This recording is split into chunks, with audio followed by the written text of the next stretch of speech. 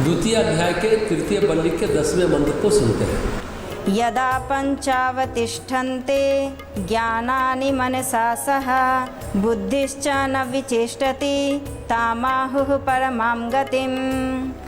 जब मन के सहित पांचों ज्ञान इंद्रियां भली भांति स्थिर हो जाती है और बुद्धि भी किसी प्रकार की चेष्टा नहीं करती, उस स्थिति को योगी परम गति कहते हैं। गीता प्रेस की व्याख्या कहती है, योगाभ्यास करते करते जब मन के सहित पांचों इंद्रियां भली भांति स्थिर हो जाती है और बुद्धि भी एक परमात्मा के स्वरूप में इस प्रकार स्थित हो जाती है जिससे उसको परमात्मा के अतिरिक्त अन्य किसी भी वस्तु का तनिक भी ज्ञान नहीं रहता, उससे कोई भी चेष्टा नहीं बनती। उस स्थिति को योगीगण परम गति, योगी की सर्वोत्तम स्थिति बतलाते हैं।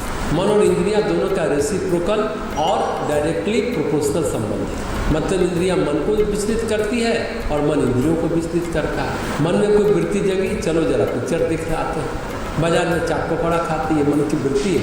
आज मीठा खाने का मन है, फिर इंद्रियों को खबर मिली, अब इंद्रियां ढूंढना शुरू करती है, तलाशना शुरू करती है। फ्रिज में मिठाई रखी है, क्या मिल गया तो खाना शुरू कर देते हैं। हाथ पर ने ढूंढा मिठाई और खाया। दूसरी बात, खाने के बाद मन को लगा थोड़ा और खाते तो अच्छा रहता। तो एक बहुत बड़ी बात है, वह है जीवन की समझ, जीवन की संरचना, जीवन का स्वरूप, जीवन की स्थिरता की समझ पैदा हो। ये बहुत जरूरी बात है। सामान्य क्रम में समझ नहीं पैदा होती, पैदा होनी चाहिए।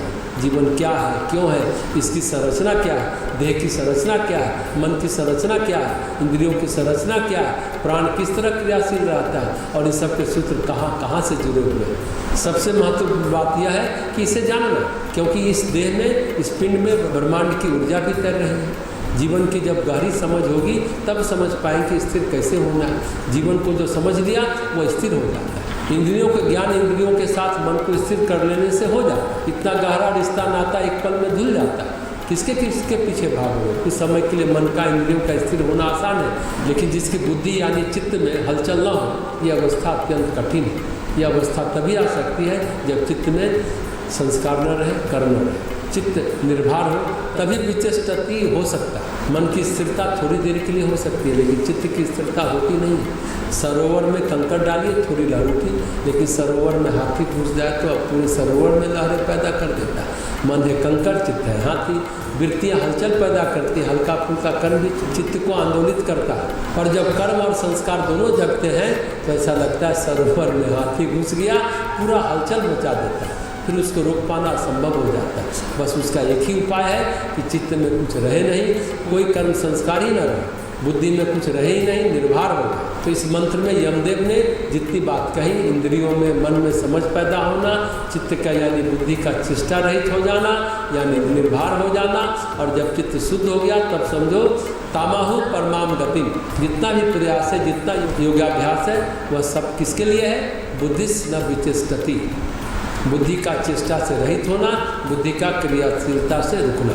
ध्यान रखें, इस संसार में सभी अपने मन की वृत्ति और भावनाओं के अनुसार डोल रहे हैं। पशु पक्षी, देवता, मनुष्य, दानव, गंधर्व, नाग, किन्नर, सभी ऐसी स्थिति में वे आपके अनुसार चलेंगे या भूल जाएंगे, क्योंकि आप भी तो किसी के अनुसार नहीं चल रहे हैं। तो वो क्यों चलेंगे?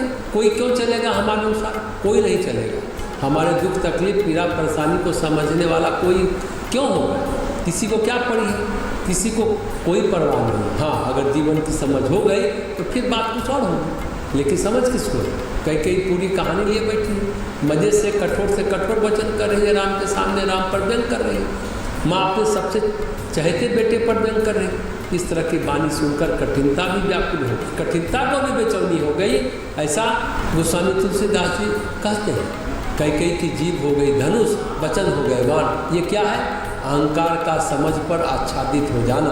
और राम जी मुस्कुरा रहे हैं कि अब जीवन धारा के मोड़ने का समय आ गया। वे किसी भी क्षण मुस्कुराना नहीं छोड़ते हैं, उनके आनंद में कोई व्यतिरेक नहीं आ रहा। राम जी को पर्याप्त समझ है, वो तो पुरुषों में उत्तम, मर्यादा पुरुषोत्तम है। लेकिन दशरथ जी को देखें, वनवास किसको मिलना है, परेशानी किसको आनी है? जाना है बलराम को, परेशान राम को होना है। देखा जाए तो दशरथ जी को कोई परेशानी नहीं है, लेकिन उनकी आसक्ति परेशानी में है। होठ सूख रहा है, शरीर जल रहा है, जैसे मणि के बिना सब व्याकुल है। एक बात यहाँ पर महत्वपूर्ण है कि यदि आत्मज्ञान प्राप्त करना है तो जीवन कैसे जीना चाहिए? तो भगवान राम की तरह। ब्रह्म विद्या प्राप्त करनी है तो संसार में कैसे रहना चाहिए? तो प्रभु श्री राम की तरह। उपनिषद का यह जो मंत्र है यह बतलाता है कि जिसने ऐसा कर लिया होगा वह व्यक्ति कैसा होगा?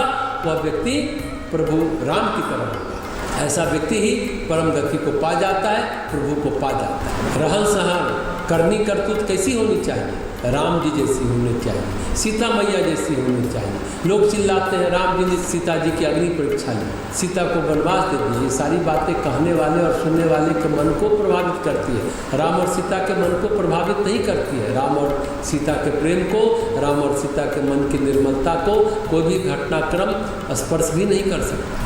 लोगों के चिल्लाने से राम और सीता का प्रेम घट गया क्या? सीता जानती है कि हमारे राम कैसे हैं और राम जानते हैं कि हमारी सीता कैसी है, और उस अनुभूति को वो मन में रखे हुए कहते भी नहीं है।